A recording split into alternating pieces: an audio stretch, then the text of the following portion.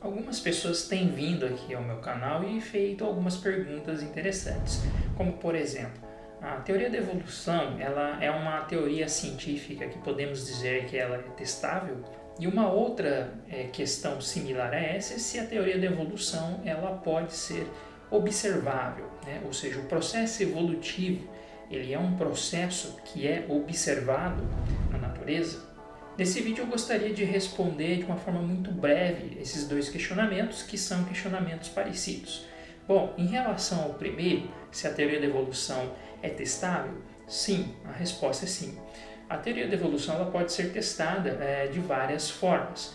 Eu não vou trazer muitos detalhes nesse vídeo de que maneira que a teoria da evolução pode ser testada, porque existem vários assuntos e de várias formas que nós podemos abordar esse tema. Mas algumas maneiras pela qual a teoria da evolução pode ser testada inclui, por exemplo, experimentos relacionados à seleção natural, que podem ser realizados em laboratório ou podem ser observados na natureza, e muitas vezes esses experimentos ou observações demonstram que sim, a seleção natural ela tem um efeito bastante significativo na mudança da estrutura de populações e, consequentemente, também na mudança no fenótipo de organismos. Outros experimentos relacionados à genética de populações também podem ser feitos, observados em laboratório, como, por exemplo, os efeitos das mutações, os efeitos da deriva genética, do fluxo gênico,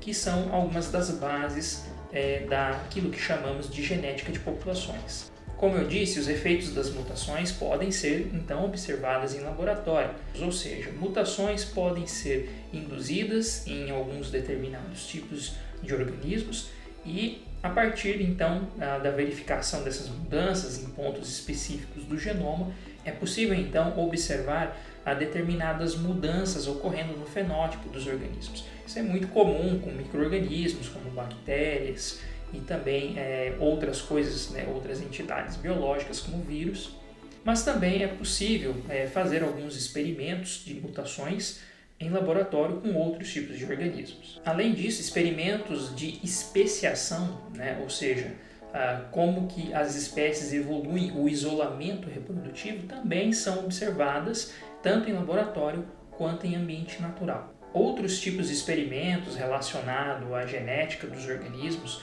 inclui, por exemplo, eventos de duplicação de partes do DNA ou até mesmo do genoma inteiro, que pode ser observado em alguns organismos e esses eventos de duplicação tendo aí algum efeito no fenótipo desses mesmos organismos. Um exemplo bastante comum seria a duplicação do genoma observado em plantas, que muitas vezes leva à formação de novas espécies. Um outro fato bastante interessante também observado por meio de experimentos e outros tipos de trabalhos, tanto de laboratório e trabalhos de campo, especialmente trabalhos de laboratório, seria trabalhos relacionados à verificação da transferência horizontal de genes, ou seja, transferência de genes, grupos de genes pertencentes a organismos de linhagens muito diferentes, ou seja, linhagens que não apresentam um parentesco evolutivo próximo. Então isso também é algo observado com frequência em laboratório. Estudos com biologia do desenvolvimento, ou seja, estudos que tentam relacionar a biologia do processo de desenvolvimento, do desenvolvimento embrionário dos organismos, e relacionar com eventos evolutivos ou processos evolutivos. Isso também é feito com uma certa frequência em laboratórios do mundo todo. Só para deixar um exemplo aqui mais prático, há alguns anos atrás foram feitos alguns experimentos com os chamados genes OX, que seriam grupos de genes que são responsáveis pelo controle da expressão de outros genes em determinados grupos de organismos. Na verdade, esses genes OX são encontrados nos animais. Num trabalho feito com drosófilas, que é um tipo de mosca encontrada que gosta de frutas, que é um tipo de organismo muito utilizado em estudos biológicos, foi verificado então quais são esses genes OX que controlam a expressão do desenvolvimento de uma estrutura como o olho, por exemplo. E Foi feito algo similar com outro tipo de organismo, no caso camundongos, né, em laboratório, ou seja, um invertebrado, no caso uma mosca, né, um tipo de mosca, e também um mamífero, que é o camundongo. O que foi interessante nesse trabalho é que foi possível identificar o mesmo grupo, o mesmo tipo de gene OX que é responsável então pela expressão da estrutura olho nesses dois organismos.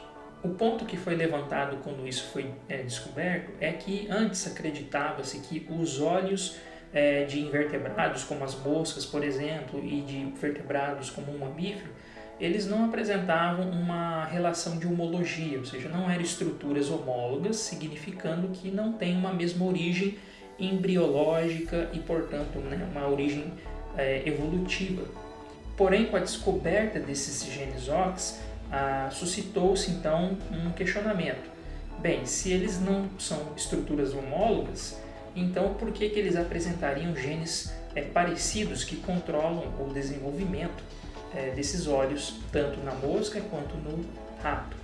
E a resposta para essa questão foi que, na verdade, esses genes OX eles representam, né, estruturas muito mais antigas que muito provavelmente estavam presentes no ancestral comum entre as moscas, por exemplo, e os mamíferos, né, no caso os ratos.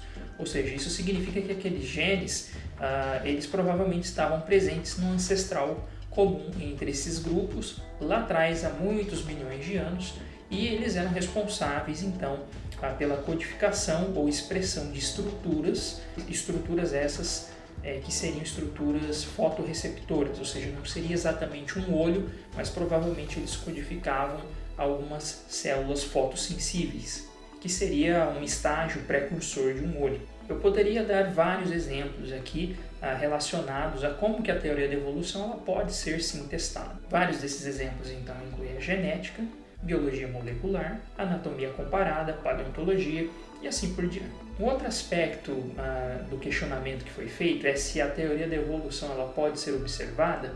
A resposta também é sim, mas para esse outro questionamento eu vou fazer um outro vídeo explicando melhor como que nós podemos então dizer que os processos evolutivos eles são observáveis sim, mas isso é só no próximo vídeo. Por enquanto é isso, muito obrigado por assistir esse vídeo e nos vemos na próxima.